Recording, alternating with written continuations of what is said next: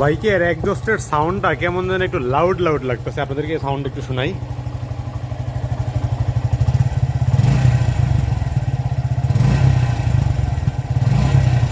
আর পারফরমেন্সও এমন আমরই পাইতেছি না, পারফরমেন্স মানে রেডি পেয়েও একটু কম কম লাগতেছে, কেমন যেন একটু হালকা জ্যাম জ্যাম লাগতেছে।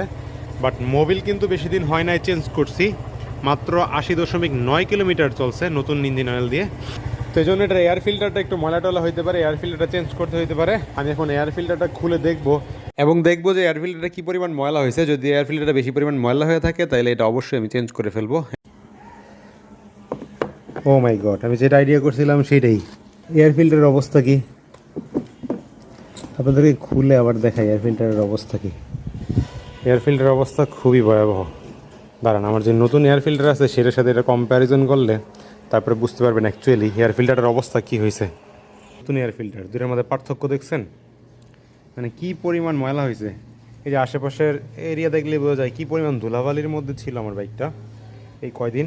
তো এই জন্য এয়ার ফিল্টার নষ্ট হয়ে গেলে কল মেকার তারা এগুলা একটু ওয়াশ টোয়াশ করে, ওয়াশ বলতে একটু হাওয়া মাইরা ঠিক করে দেয়।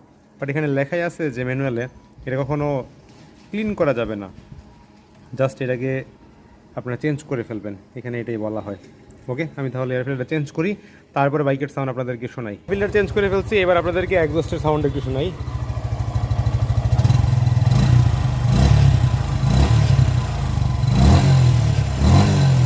আলহামদুলিল্লাহ, এখন এক্সজস্টের সাউন্ডটা খুব স্মুথ লাগতেছে। অনেকের যদি এরকম প্রবলেম হয় আপনারা সার্ভিস সেন্টারে নিয়ে যাবেন, তারা এয়ার ফিল্টার খুলে দেখলেই বুঝবে যে এয়ার ফিল্টারে কী পরিমাণ ময়লা হয়ে গেছে। আর এয়ার ফিল্টার হচ্ছে খুবই ইম্পর্টেন্ট একটা বিষয় বাইকের জন্য, এই জন্য এটাতে কার্পণ্য করেন না। একটা 400 450 টাকা না হয় একটা লাগে। যদি শোরুম থেকে এটা আমাকে রাখছে 430 টাকা,